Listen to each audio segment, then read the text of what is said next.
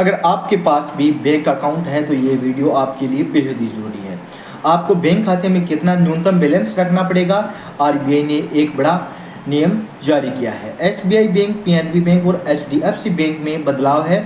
जानिए नई शर्तें और पेनल्टी से बचने के क्या उपाय हैं। नमस्कार, आप देखना शुरू कर चुके हैं द बम्बार्ड और जिक्र करने वाले हैं इस वक्त की बड़ी खबर को लेकर। भारत के प्रमुख बैंकों जैसे state bank of India, Punjab national bank, PNB और एचडीएफसी बैंकों के न्यूनतम बैलेंस नियमों में बदलाव की घोषणा की है, जो पिछली 1 अप्रैल 2025 से लागू हो गई है। खबर क्या है? यह बदलाव शहरी, अर्ध शहरी और ग्रामीण क्षेत्रों में खाताधारकों को प्रभावित करेगा। अगर आप भी इन बैंकों के ग्राहक हैं तो नई शर्तें को समझना और पेनल्टी से बचना जरूरी है। आइए इन बदलावों को विस्तार से जानते हैं और समझते हैं कि आप अपने बैंक में पैसे को सुरक्षित कैसे रख सकते हैं। एसबीआई में न्यूनतम बैलेंस का क्या है नया नियम? स्टेट बैंक ऑफ इंडिया ने 2020 में अपने नियमित बचत खातों के लिए न्यूनतम बैलेंसों की अनिवार्यता को खत्म कर दिया है, जिसे लाखों ग्राहकों की राहत मिली है। हालांकि सोशल मीडिया पर कुछ अपुष्ट खबरें हैं कि अप्रैल 2025 से एसबीआई न्यूनतम बैलेंस 0 से बढ़ाकर 1000 रुपये कर सकता है। बैंक ने अभी तक इनकी आधिकारिक पुष्टि नहीं की गई है, लेकिन विशेषज्ञों की सलाह देते हुए ग्राहक अपने खाते की स्थिति को नियंत्रण जांच करिए।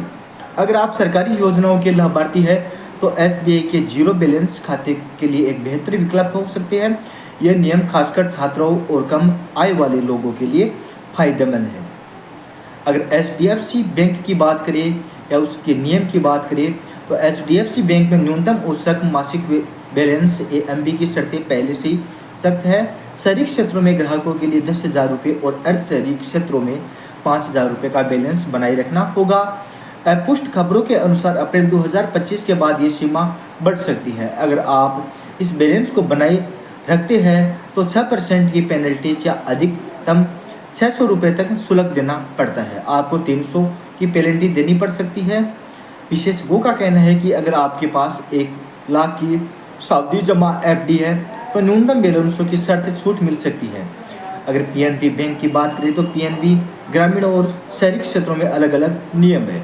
पंजाब नेशनल बैंक में अपने न्यूनतम मासिक बैलेंस क्यूएबी की शहरी क्षेत्रों में 3,000 रुपये और अर्ध शहरी क्षेत्रों में 2,000 रुपये और ग्रामीण क्षेत्रों में 1,000 रुपये निर्धारित किया गया है। सोशल मीडिया पर चर्चा कि अप्रैल 2025 में ये सीमा बढ़कर 5,000 हो सकती है। अगर आप इस बैलेंस को बनाए रखने चाहते हैं तो 400 रुपये से 600 रुपये की पेनल्टी लग सकती है।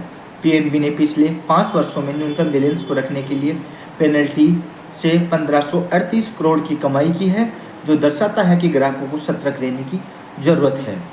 पेनल्टी से बचने के लिए आपको आसान कुछ उपाय है। इन बदलावों के बीच आप कुछ सम्राट कदम उठाकर पेनल्टी से बच सकते हैं। सबसे पहले अपने बैंक की आधिकारिक वेबसाइट या शाखा के नवीनतम नियमों की जानकारी लें। अगर आपका खाता न्यूनतम बैलेंस बनाए रखने में सक्षम नहीं है तो 0 बैलेंस खाते में स्विच कराने का विचार करें।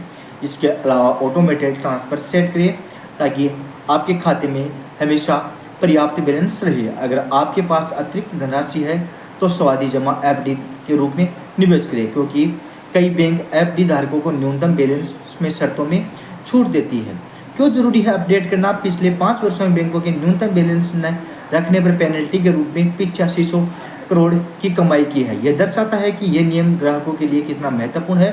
भारतीय रिजर्व बैंक आरबीआई ने अब इन बदलाव को कोई आधिकारिक बयान नहीं है, लेकिन विशेषज्ञों का कहना है कि बैंकों की नीतियाँ बदलती रहती है और ग्राहकों को सतर्क रहना चाहिए।